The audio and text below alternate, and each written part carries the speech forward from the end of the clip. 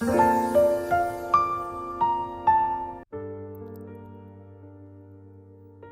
家好，我係 Candice 啊。如果你而家正在感到挫折，或者正處於人生或者喺靈性嘅修行嘅瓶頸期嘅話呢，你一定會聽過無數人同你講咗一句唔好放棄啊，人生總要有希望嘅。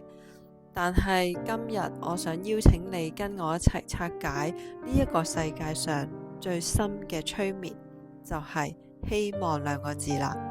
咁好多人呢都會問我，點解生活一直都係冇實質嘅改變呢？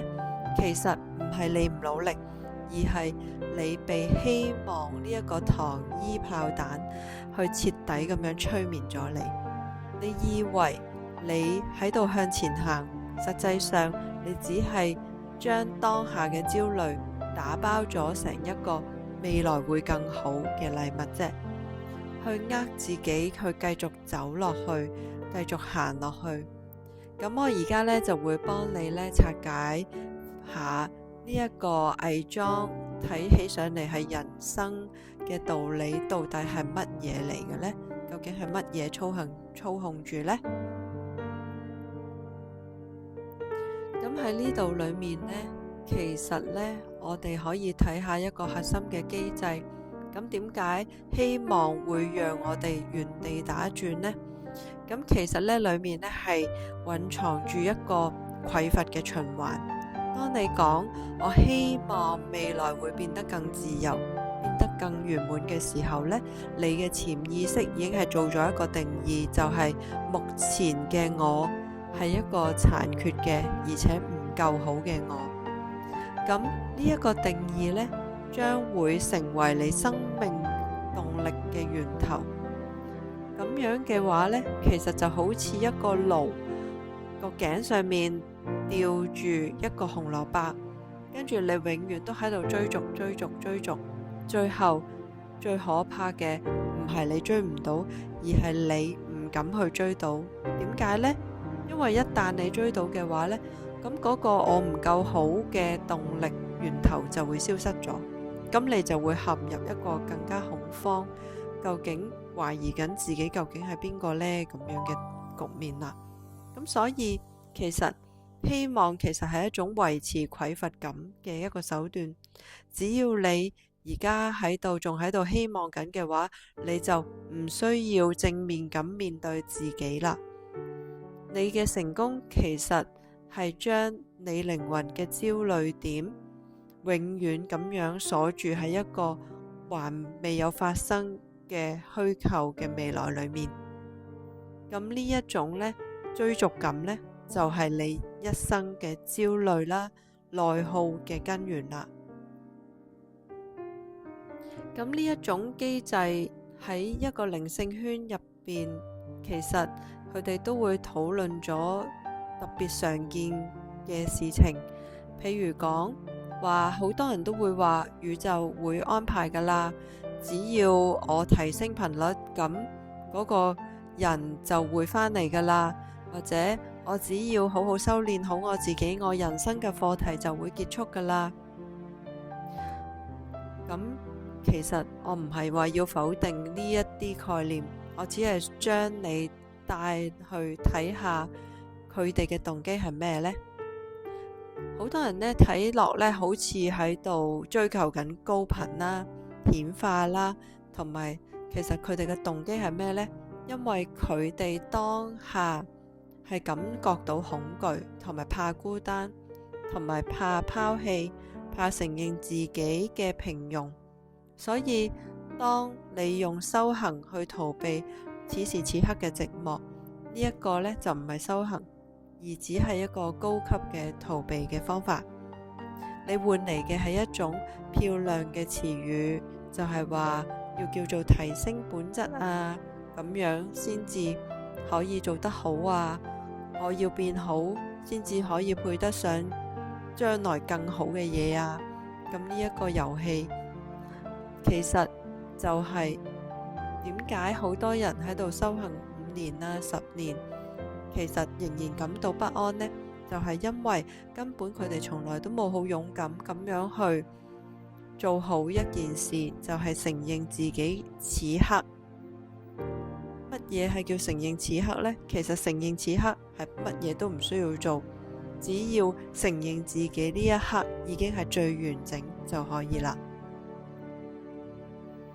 咁我知道呢，呢一個聽起嚟好似好抽象，咁其實呢，具體應該要點樣去做呢？唔通我哋要放棄我哋嘅目標咩？咁其實呢，呢度只係要教你一個非常核心嘅技術，去分開功能性嘅行動同埋情緒性嘅執着。你可以有目標，例如我規劃我嘅工作流程，呢一種就係叫功能性嘅行動。我嘅生存，呢一個係對於生存係非常之必要嘅。但係一旦呢件事帶俾你，如果我做唔到，就會變成一個唔完整嘅我，呢一樣嘢呢，就係一個恐懼嘅。咁嗰件事呢，就會變成一個情緒性嘅執着啦。咁所以呢，下次當你再感到焦慮嘅時候呢，你可以試下呢3步。第一步就係掃描下自己嘅身體啦。當你合埋你嘅眼睛，慢慢咁樣去感受一下你嘅焦慮喺邊度呢？喺邊個位會突然間覺得好緊張呢？或者好收縮呢？係咪胃部啊？定係你嘅胸口啊？咁先要承認咗佢先，然之後唔好將佢推開住，然後理解咗佢之後，你就問自己啦：如果呢一個願望永遠唔會實現嘅話，我會失去啲乜嘢呢？咁你就會發現你嘅答案通常都會話係我會失去價值感啦，或者我會失去安全感。咁其實去睇一睇邊一個能夠維持價值嘅我到底係乜嘢呢？到底係嗰個恐懼中掙扎嘅我啊？其實只係你從細到大社會教導你出嚟嗰種角色嘅我呢？當你睇到呢一點嘅時候，覺察下自己嘅時候，你就發現希望係一個催眠嘅方法嚟嘅啫。我哋只要去承認自己當下已經做得好好啦，咁樣就其實你會瞬間放低咗所有你嘅焦慮。痛苦呢，其實有時係一個鬧鐘嚟嘅，佢會呢刺痛咗你，又會逼你去快啲醒。但係呢，而家你用希望呢，就變成係一個安眠藥，佢只會呢帶你走出個痛苦，同時呢亦帶你走出個清醒。呢兩樣嘢一樣都會得唔到。咁所以真正嘅清醒呢，唔係讓未來變成你想要嘅嘢，而係你要終於有勇氣去承認，即使未來乜嘢都冇改變，我都有擁有一份安穩嘅感覺。呢一個先係真正嘅底蘊啦。呢一個呢，其實唔係一個消極，而係一個最強大嘅創造力。因為當你唔再為證明自己而行動嘅時候呢，你所有嘅行動呢，先會係一個真正與生命本質對齊。呢一個先係一個自由嘅開始啦。我係 Candice， 咁呢一部影片嘅內容可能呢需要你反覆咁樣去咀嚼一下。如果你對匱乏循環呢一部分都有共鳴嘅話，或者你喺練習上覺察時遇到咗一啲困惑嘅話，都歡迎你喺留言嗰度留言俾我，我會逐一去睇同埋解答大家。咁記得要訂閱我嘅頻道，我哋下一期嘅影片再見啦。咁我哋就會繼續拆解困住你嘅底層意識係咩。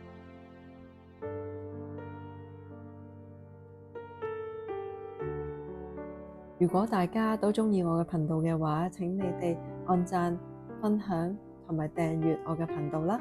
咁我哋下次再見啦，多謝，拜拜。